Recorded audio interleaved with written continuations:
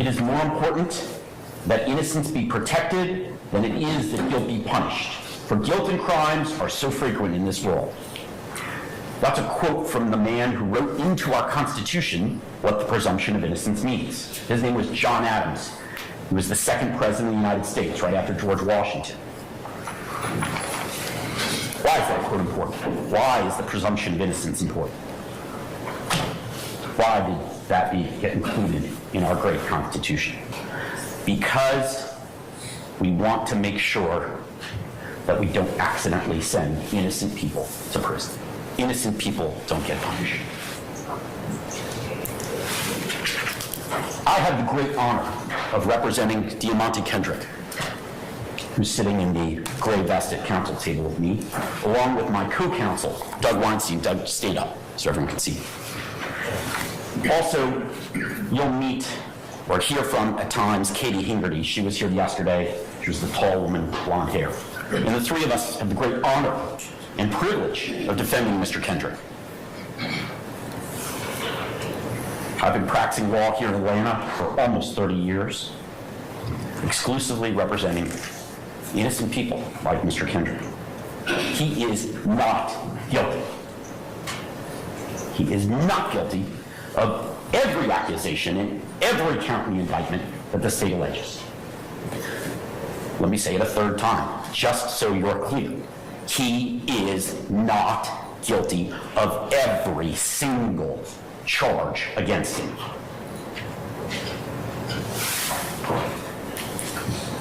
He is presumed innocent, as our great Constitution demands. And we won't have to prove anything to you, as the judge told you.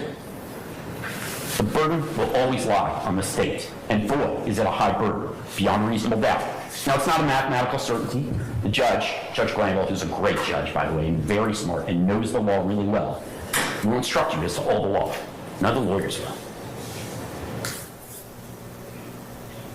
But that beyond a reasonable doubt standard is a tough standard for them to meet.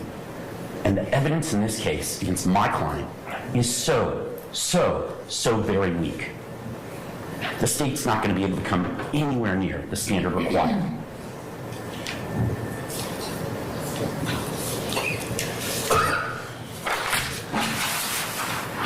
My client, Mr. Kendrick, grew up here in Atlanta in a tough neighborhood.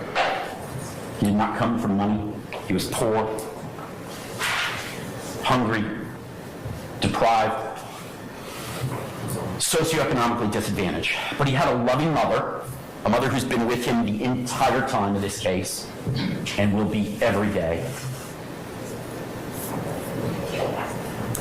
And she made sure that he had the best upbringing that he could. You heard Mr. Steele earlier talk about the disadvantage of how Mr. Williams was brought up, and my client had a similar upbringing. It was tough. Food, clothing were sparse. But he dreamt of a better life for himself and for his family. And through hard work, through creativity, maybe a little luck and fortitude, he became a very successful musical artist, a rapper. Now, despite Mr. Kendrick's mom's best efforts, he did get into some trouble. And we acknowledge that. We don't hide from it. We don't skirt it. Mr. Kendrick, you'll find out, went to prison between 2015 and 2020. So, the state is actually limited because during those years, he's locked up. He can't possibly be committing any crimes they've alleged. You'll also hear that he pled guilty to a crime right here in Fulton County in 2017 while he was locked up. And he admits that wrongdoing. He owns it. He paid his debt to society.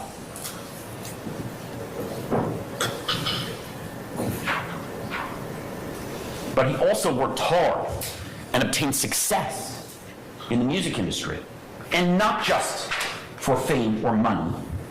Mr. Kendrick did it because he wanted to give back to his community, a community that was disadvantaged. And that's exactly what he did when he got successful. He did tremendous civic duty.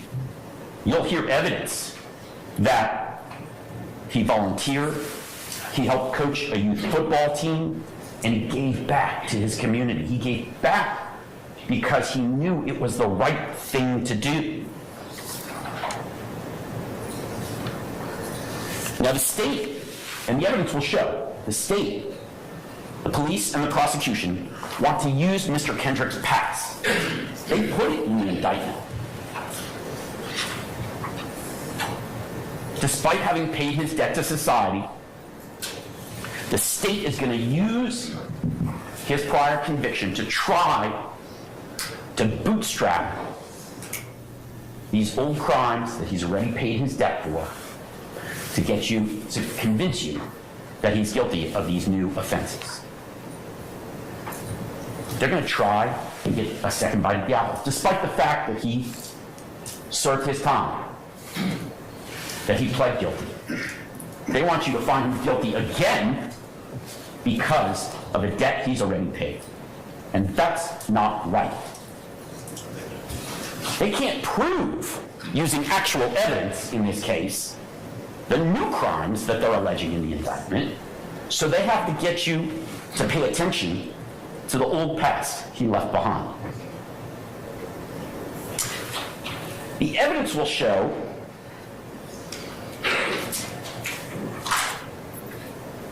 that he is not guilty of the charges in the indictment, and that the police and the prosecution's case is so incredibly weak. But they have to distract you with the old Mr. Kendrick, the Mr. Kendrick that paid his debt and pled guilty and served his time. It's like a bad magic trick. You ever see a bad magician who's like, look over here, while they're picking your pocket? That's the evidence the state wants you to pay attention to.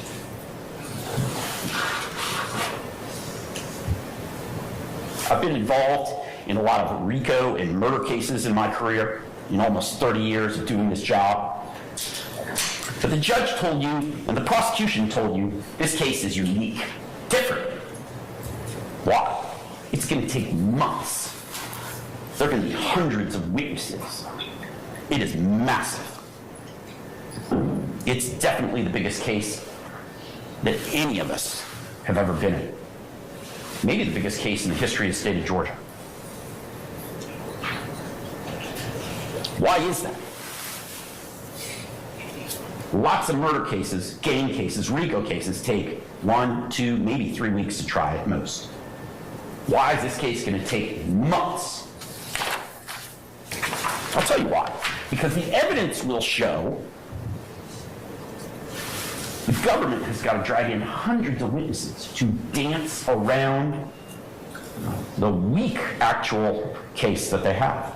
They've got to bring in 5 experts to tell you what a gang is. They've got to bring in an expert to tell you what an Infiniti is, an Infiniti automobile. They've got to bring in dozens and dozens of witnesses that are not going to say, Mr. Kendrick committed a murder. Mr. Kendrick possessed or sold drugs. Mr. Kendrick possessed illegal firearms. They're going to tell you everything under the sun that dances around the facts and hope that after hundreds and hundreds of witnesses, you're either so confused or so worn down that you'll believe the state's theory. If the case were direct and the evidence were true, it wouldn't take long to try, because they bring to court someone to say, I saw Mr. Kendrick kill Donavan Thomas. They don't have that. And we're going to talk about what else they don't have, but they don't have enough evidence to prove my client guilty of any of these charges. And so to put lipstick on a pig, they've got to try and bury you with hundreds of witnesses that won't tell you that my client's guilty beyond a reasonable doubt. Why not bring in someone to say, Mr. Kendrick's fingerprints were on a firearm? Mr. Kendrick's fingerprints were on a bag of drugs. Mr. Kendrick's fingerprints were in the Infinity that was used to kill Donavan Thomas. Mr. Kendrick's DNA was present at the scene of the crime. Why not bring in one witness out of the hundreds that you're going to hear from that will just say, I saw Mr. Kendrick do it? Why not? Because it doesn't exist. And our Constitution and our set of laws and our democracy demand more. They demand that high standard. You may not like Mr. Kendrick or any of these other defendants, but we are not here for a popularity contest. We are here to decide something so much more important. And the state doesn't have the evidence to do it.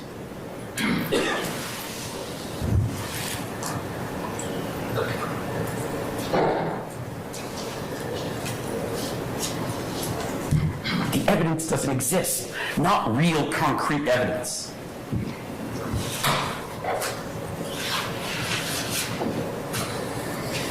The evidence will show that the state is trying to find Mr. Kendrick guilty by association. That's what they want you to believe. Because they want you to find him guilty because who his friends are. The evidence will show that he had friends, that he knew people, that he associated with people.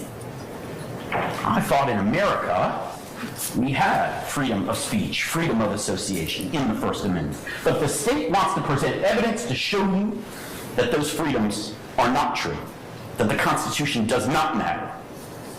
They want to present evidence that Mr. Kendrick is guilty by who he hangs out with, the color of the clothes that he wears, the symbols he makes with his hands, and the beautiful lyrics that he writes and sings. Those aren't actual crimes, that's just free speech. And that is what is on trial here, the First Amendment of the Constitution. They want you to look at evidence and say, these people are guilty because they exercise their right to free speech in America. That's not just wrong, it's un-American. Now, the evidence will show you in 2020 that when my client did get out of prison, due to his hard work, his talent, he became a famous rap star. Almost like buying lottery tickets. You know, the chances of a young person going in the music industry and making it are very, very small. But that man was successful. He used his brain, and his creativity, and his really hard work to make his family and his mother proud. And the government wants to punish him for that success. They told you in their opening argument to find him guilty because of overt acts. And they had the gall to tell you that those acts didn't even need to be crimes. Judge, that's what the evidence will show. That's what the state says the evidence will show. Objection. They told you that those overt acts don't even have to be crimes, but you should, as a result, find him guilty of criminal RICO.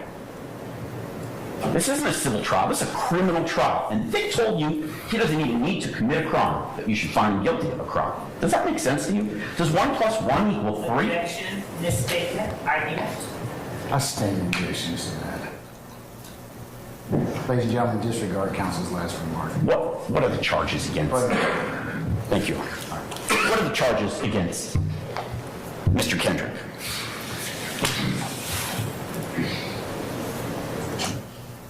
The first and the biggest is a murder.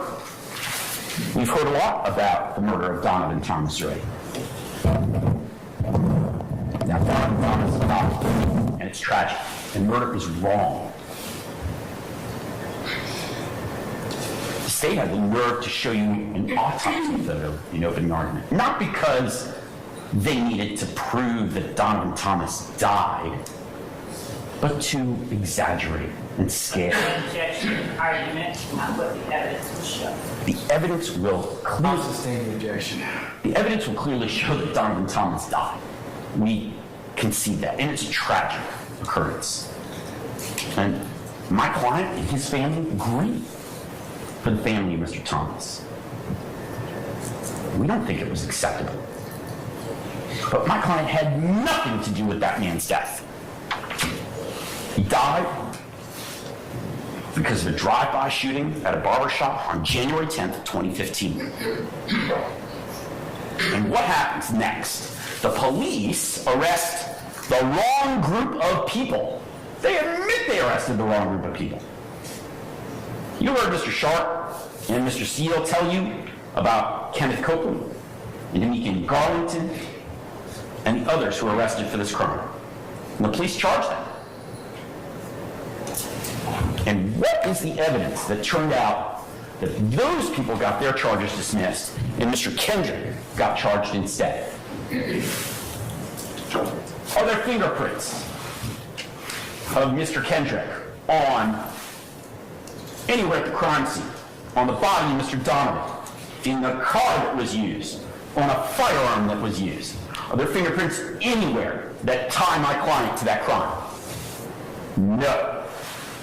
What about DNA? Is my client's DNA anywhere related to the death of Donavan Thomas? No. What about ballistics? Are you going to hear evidence that there was a match between the bullets or the gun used to kill Donavan Thomas that was a gun ever possessed by Deamonte Kendrick? No. Are you going to hear from a single witness out of the hundreds of witnesses that are going to be brought here by the state? One. I beg you for one witness to come to court and stand right here on this witness stand and say to you, I saw Deamonte Kendrick kill Donavan Thomas. Will that occur? And the answer is resoundingly no, because my client is not guilty, ladies and gentlemen. He's an innocent man wrongfully accused of a murder he didn't commit. And if that doesn't get you upset, I don't know what will. It makes me angry.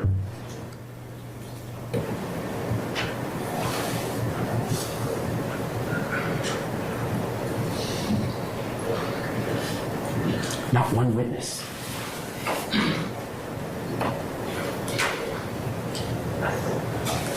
There's videotape that the state will present of an Infiniti automobile driving by to kill Donavan Thomas. Are you going to hear witnesses that say my client owned the Infiniti, rented the Infiniti, leased the Infiniti, was the rightful driver of the Infiniti? Nope.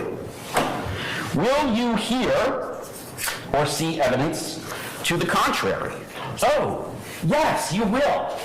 Shortly before Donavan Thomas dies, the state has another video of my client getting into, are you ready?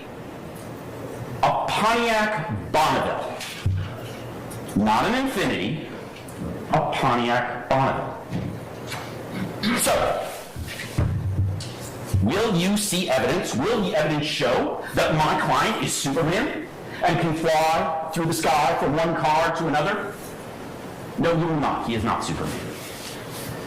Maybe he's Mr. Spock and he can teleport.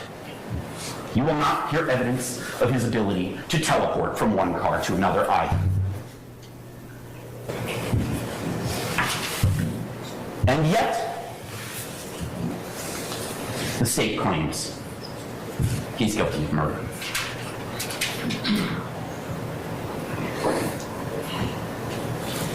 Now remember, you heard previously about a man named Nicholas Robinson, whose real name is Spencer Wright. He came in and told the police, and they made arrests of Mr. Copeland, Mr. Garlington, and others. The state's key witnesses. But you've also heard evidence that Mr. Copeland is a terrible liar and a terrible person, and himself a gang member. not to be trusted, and not to be believed. But that's the state's key witness who says, oh yeah, it wasn't me, it was Mr. Kendrick and others. Why do we know he's lying? Not just because his lips are moving, but because he was one of the people who was originally charged with the murder. How naive does the state have to think you are to not understand that the incentive for Mr. Copeland to lie is as simple as, I'm charged with the murder. If I say someone else did it, then I don't get charged with the murder.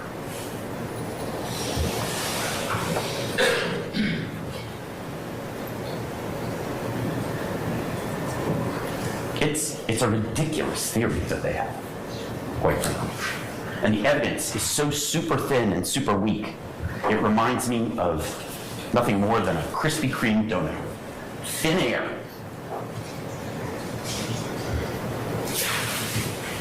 In fact, Mr. Garlington, when he's interviewed by the police, says, yeah, I don't know who killed Donavan Thomas.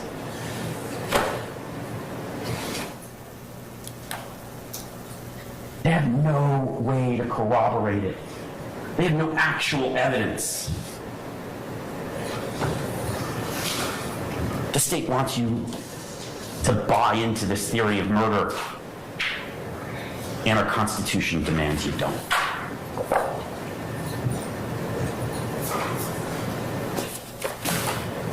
They charged a bunch of people, the police, the Atlanta Police Department, figured out, oh, we messed up and got it wrong, but now we're going to charge a bunch of other people. But trust us this time. Does that imbue trust to you? Is that evidence that you'll hear about that seems trustworthy? No, it is not. That evidence is completely untrustworthy and unbelievable and unreliable. It's a bad magic trick. No fingerprints, no DNA, no witnesses, no ballistics, and videotape that actually exonerates and proves that he's not guilty. Krispy Kreme donut hole. What's the next charge against my client? Well, there's a bunch of them involving guns.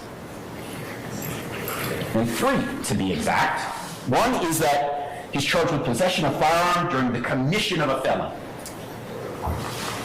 If you're committing some other felony and you're using a gun, you get charged as an extra charge.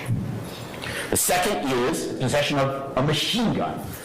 Ms. Love described to you, Mr. Steele described to you what a fully automatic weapon is. Pull the trigger once, all the bullets fly out. That's illegal.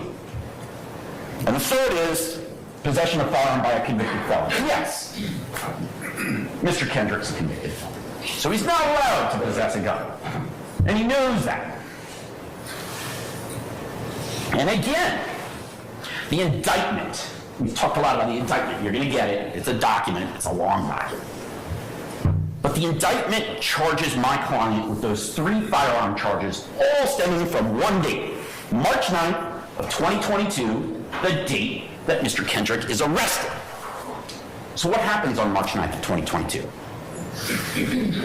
He's at a house owned by Jeffrey Williams, his friend and colleague, who he's made beautiful music with, wonderful music that's entertained millions of people. And at that house, the police, and there's dozens and dozens of people at this house on the night of March 9th of 2022. It's not like there's 2 or 3 people there. Dozens. And there are guns in the house. So, how do we get to firearms being in the house to Mr. Kendrick possessing firearms? We don't. We don't. There's not going to be a single piece of evidence showing that Mr. Kendrick's fingerprints are on any of the guns. There's not going to be a single piece of evidence showing his DNA is on the guns, and quite frankly, you'll learn, and the evidence will show, there's something called touch DNA. What is that? You're going to learn that if I touch this table, and my hand is here for a couple seconds, I don't just leave my fingerprints behind, I actually leave some of my DNA behind. And that can be tested, forensically tested by the police and by the GBI lab and the state of Georgia. So there's no fingerprints on the guns that belong to Deamonte Kendrick. There's no DNA. There's not a single person at the party or a single witness who says Deamonte Kendrick had any of these guns.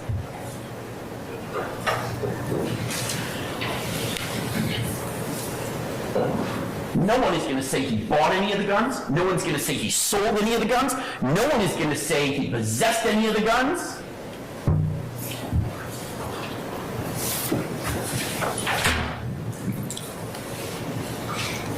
But they're going to want to do a dirty magic trick and show you his past. He pled guilty to a gun offense years ago. And so he must have been possessing the guns. That's their theory. Assume and speculate to find him guilty. That's not what we do in this country. That's not what we do in a democracy. That's not what we do with our Constitution. And that's not what we do when someone's presumed innocent and has to be proven guilty beyond a reasonable doubt. One witness, please, that says Deamonte Kendrick was holding a firearm that night. Deamonte Kendrick bought one of the guns. Deamonte Kendrick used one of the guns. No one. No one's going to testify to that. And why is that? Because he didn't have any of those guns. He was at a house where there were guns. That doesn't mean he was in possession of illegal firearms. You could go to a party where there are 50 people, somebody has guns, you don't know about it, maybe you do, but it doesn't mean you're possessing the guns. That's what the evidence is going to show. He was there.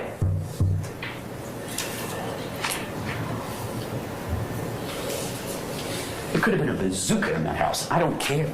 Mr. Kendrick wasn't in possession of any firearms, illegal, machine gun, or otherwise.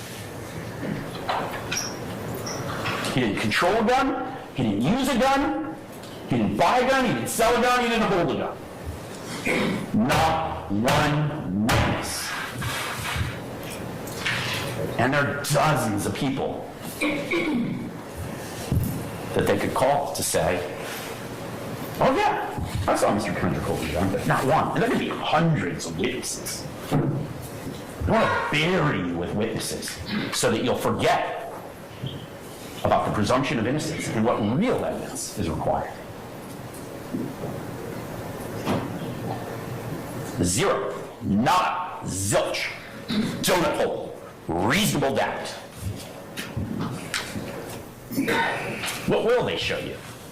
What will the evidence show that night on March 9th? Well, they'll show that Mr. Kendrick was afraid. He's a black man in America, and there's a team of people swarming a house with firearms. He's not sure if the police or not. But in 2022, after COVID, BLM riots, people like George Floyd died, he had a reasonable and healthy fear, fight or flight. Mr. Kendrick doesn't want to fight. He doesn't want to fight the police, and he doesn't want to fight people who aren't the police if they're armed. But he knew that there were people swarming the house with guns, and it turned out they were the police. So what did he do? He ran. He did the absolute smart thing to save his life. He was afraid, and he ran. And the police caught up with him shortly thereafter. Now, he's not charged with fleeing the house. He ran because he was afraid, and that's a reasonable thing to do for him, given how he grew up, where he grew up, and the state we live in.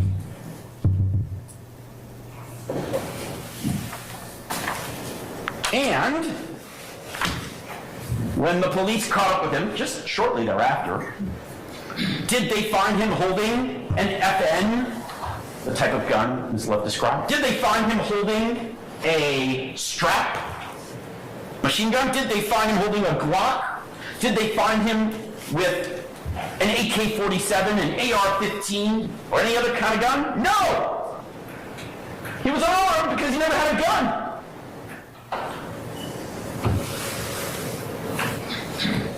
There's not a scintilla of evidence that you should believe that Mr. Kendrick is guilty of any of those 3 firearm charges. Not a scintilla. Hundreds of witnesses. I asked for one to come to court and say, Mr. Kendrick was holding a gun that night. What about the next set of charges? They're drug charges against my client. But all the drug charges against him, possession of cocaine, possession of codeine, all the drug charges alleged against Mr. Kendrick are again from March 9th of that year. From the date he was arrested, the party at Mr. Williams' house. And apparently the police find drugs in the house, where there are dozens and dozens of people. So again, I ask you, listen to the evidence. What will the evidence show? Will the evidence show my client's fingerprints on a bag of drugs? No. Will the evidence show my client's DNA on a bag of drugs? No. Will a witness come to court and tell you he was using drugs that night at the house? No. Is there videotape of my client snorting a line of cocaine? No. Is there going to be a witness who tells you that my client sold him drugs? No. Is there a witness that's going to tell you that my client bought drugs? No. Is there going to be any evidence that my client possessed, used, bought, sold, controlled drugs on the night in question? Absolutely not. There were drugs at the house, my client was at the house, there are dozens of people at the house. 1 + 1 does not equal 3. It's another Krispy Kreme donut hole for the prosecution. Zero, nada, zilch.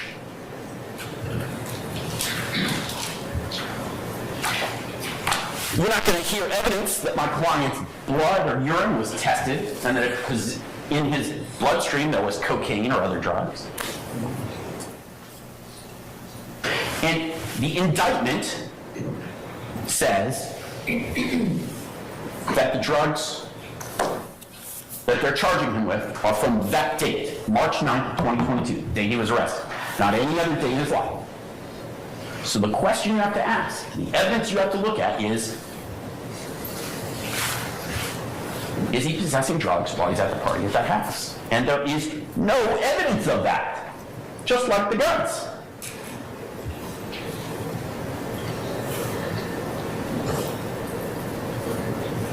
The next charge against my client is gaming activity. And the gang activity they allege, very specifically in the indictment, it's not just any gang activity, it's gang activity related to the possession with the intent to distribute illegal drugs from March 9th of 2022. And again, where is the evidence? Not one witness. They also allege that he committed gang activity based on the guns. Same thing. There's just no evidence of it.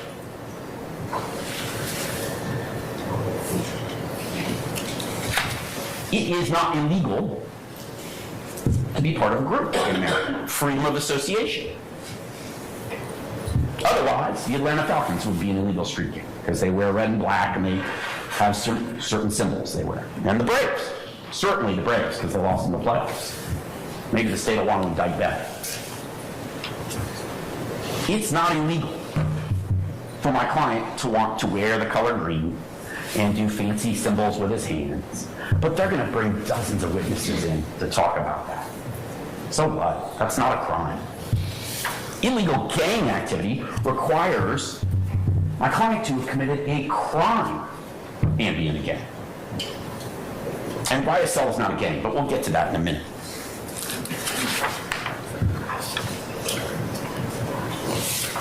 They want to attack free speech and freedom of association. They're guaranteed to us in the Constitution. And if they want to do that, then they should go out and arrest the Falcons and the Braves too.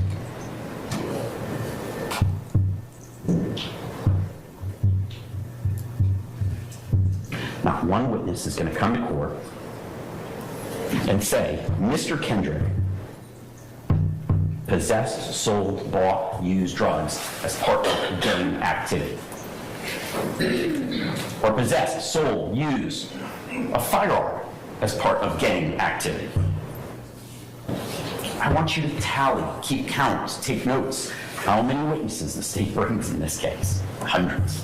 And I want you to remember this conversation I'm having, this one-sided conversation I'm having with you all, about how many witnesses say, my client possessed a firearm because he was a YSL gang member. My client possessed drugs because he was a YSL gang member. What is YSL? It's a successful, massively, worldwide, internationally successful record label. And my client was a part of that record label and a successful rapper and blessed with the ability to make that music. And last I checked, those lyrics, which the state is going to try and use, are just part of free speech.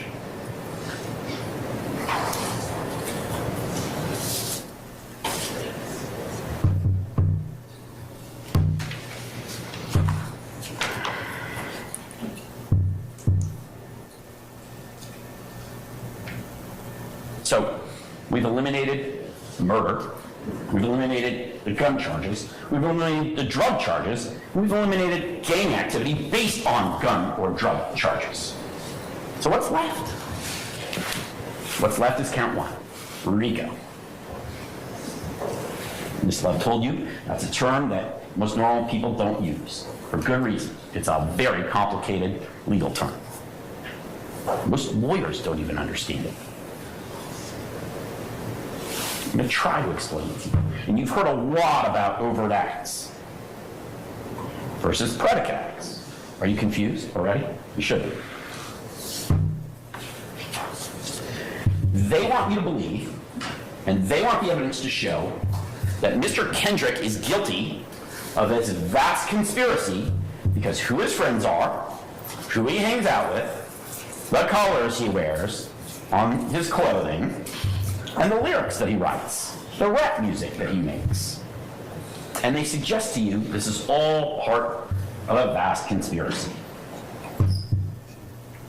But the reality is, some of these lyrics may be offensive to you, and that's okay. Because in a free society, we have free speech. That doesn't make it a crime. The state says that the evidence will show that they dug to find out the murder and then used the lyrics to support it. You know, I watched Goodfellas. It was a movie about real crimes that took place. It was written by Martin Scorsese and acted out by Robert De Niro. The DA's office is going to go arrest Mr. Scorsese and Mr. De Niro. They're exercising their free speech to tell a story. Why can't my client, Mr. Williams, do the same and write lyrics about crime? Maybe they're offensive. Maybe the movie Goodfellas is offensive because you see people committing crimes. But in a free society, we're allowed to exercise free speech. It's the price we pay to live in a free country, and it's a great price. Just because someone raps about murder or other crime does not make it a crime.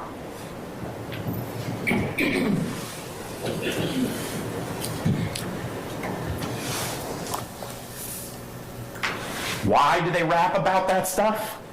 Because it sells records and it allows them to creatively express their feelings about how they grew up and where they grew up. And they are proposing a war on the First Amendment of freedom of association and free speech. They don't like those lyrics. They want to send a message to all those inner city kids in Atlanta who dream about getting out of the ghetto and becoming successful musicians. And their message is, you rap lyrics about crime, we're gonna indict you and charge you and brand you a criminal. That's un-American. That's wrong. The evidence will show that the state of Georgia and the city of Atlanta have been blessed in the last 20 years by the entertainment industry. And not just rap music, TV and film, and all kinds of entertainment, and some of it's fictional. And that's okay.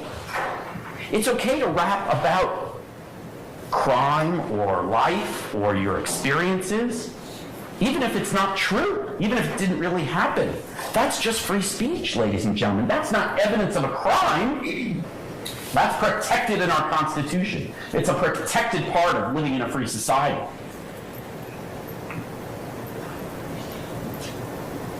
YSL was a very successful record label, and there's going to be evidence of that.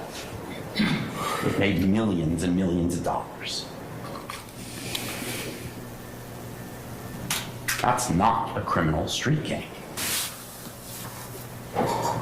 But it's not just a successful record label. It gave my client the opportunity to give back, to volunteer his time and some of his money. He coached an inner city youth football team.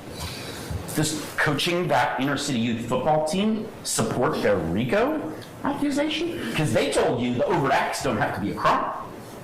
Maybe now we should criminalize civic volunteer work.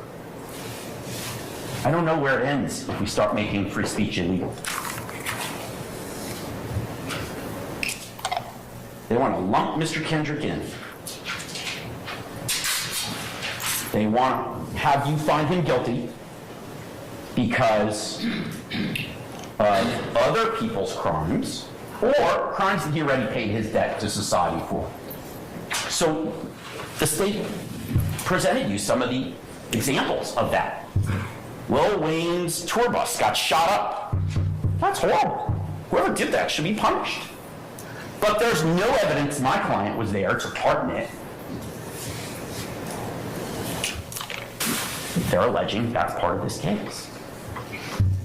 The shooting of Shamel Drinks you heard about, gunned down in a rental car.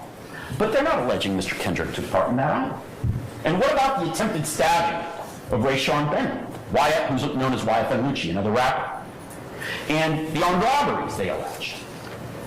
None of those incidents involve Mr. Kendrick. But what they're going to argue to you is that if Mr. Kendrick was part of the YSL label, or what they call the YSL gang, then even if he's not charged with those crimes or involved in those crimes in any way, he should be found guilty of RICO conspiracy, even if he didn't commit a crime. And that's wrong. It's just wrong.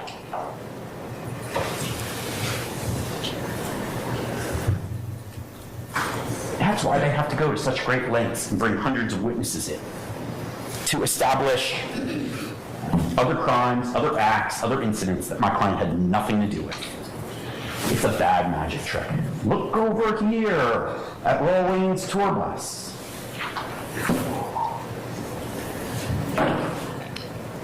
If they actually had evidence of my client committing a crime, we'd be here for a week, not months. The conspiracy they want you to criminalize is being a rapper in America and being successful. They want to attack the First Amendment. They want to attack free speech. They want to attack capitalism because they don't like rappers who rap about criminal behavior in Atlanta. And they're telling you that this is a pattern of activity, a trend to attempt to control and exert influence. But really what they're showing you is, if we don't like your speech, then some free speech is wrong and illegal. And you should find my client guilty as a result.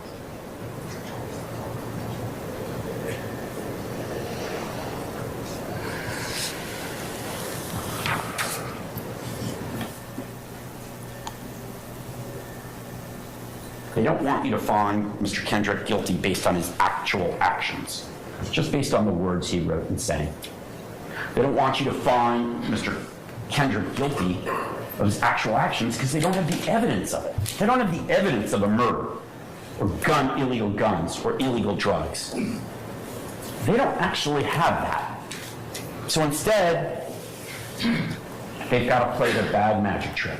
But you're smart and you can listen to the evidence and you will see it's nothing but a Krispy Kreme donut. That's what the evidence will show.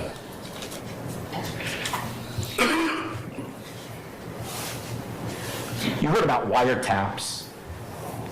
It's basically the police listening in on people's phone conversations. And that's fine. They get a judge to approve it, they're allowed to do that. And there's hundreds and hundreds of hours of wiretaps. And I dare you to listen to all that over the next few months and hear one time my client saying, I have a gun, I have some drugs, I committed a murder. It doesn't exist. Nowhere.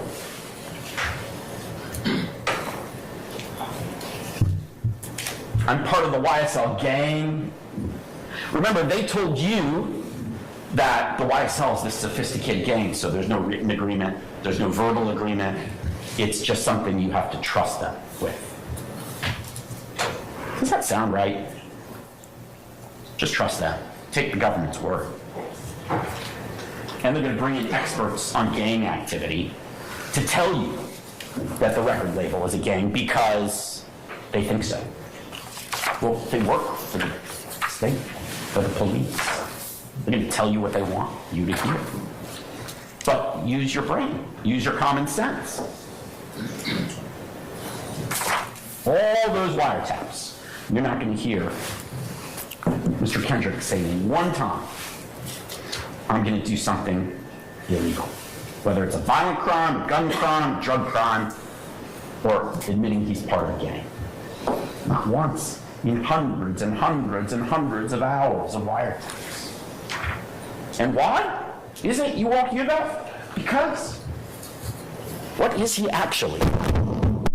He's a former convicted felon, a former gang member, and a current recording artist, a current rapper with YSL, and a current member of society doing civic duty.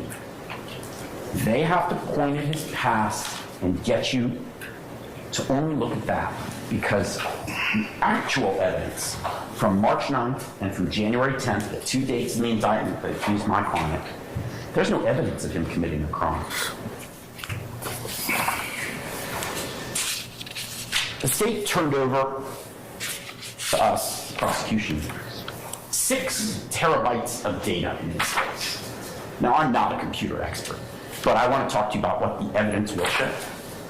A lot of that evidence you're going to hear and see. What is a terabyte? It's an enormous amount of computer data. And here's what I'll sort of tell you the analogy is. If it were pieces of paper, 6 terabytes would be 420 million pages of documents. 420 million pages. That's how much evidence there is in this case. Is there one page? Is there one witness? One set of fingerprints, one set of DNA, one videotape that shows my client committed a murder, that shows my client possessed illegal drugs, that shows my client possessed a firearm, that shows my client committed illegal gang activity, or that my client conspired with others to commit crimes? It's a donut hole. It's a Krispy Kreme donut hole.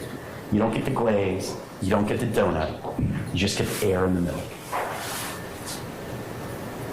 What did Mr. Kendrick do? Oh, they have pictures of him flashing gang signs and wearing green. They have pictures of him standing on the hood of Rayshawn Bennett's car at Lenox Mall. Oh, God forbid. He stood on the hood of another rapper's car, and they want you to believe that is the evidence that he's part of this vast conspiracy. No, standing on someone else's car, and it's a nice car, is juvenile. It's silly. Maybe it's even a misdemeanor. But they didn't charge him with that misdemeanor. Instead, they charge him with a RICO conspiracy. Standing on the hood of this other rapper's car must be proof that he's part of this vast conspiracy they're alleging.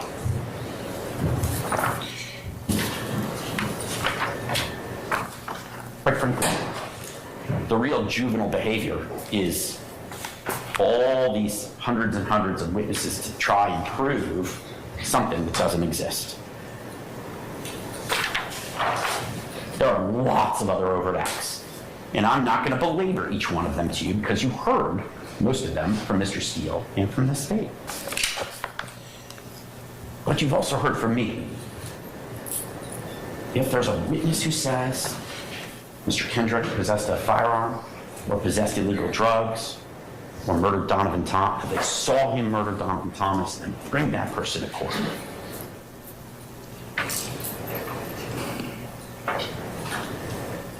Mr. Copeland, their star witness, is going to come to court and say that Mr. Kendrick admitted to him, Mr. Copeland, that he was part of the group that killed Donavan Thomas. You going to believe Mr. Copeland, who has every incentive to lie? That's the evidence they want to rely on? That's what they're keeping us here for months and months for? The guy who was charged with the crime, who now says it's not him, it's my client instead? Please tell me there's something better, something else that we're here for.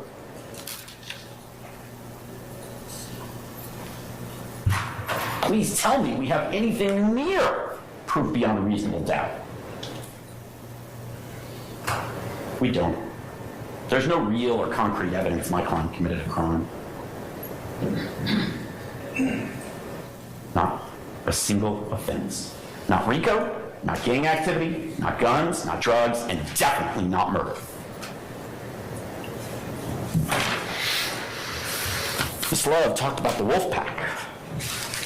I understand that. She thinks the evidence will show that. But I really think it's more like the boy who cried wolf. You know that old story. There's a wolf, there's a wolf, there's a wolf. And it turns out there wasn't a wolf. That's the state's case, ladies and gentlemen. And that is why you will come back many months from now and find my client, Mr. Deamonte Kendrick, not guilty on every single count. Thank you.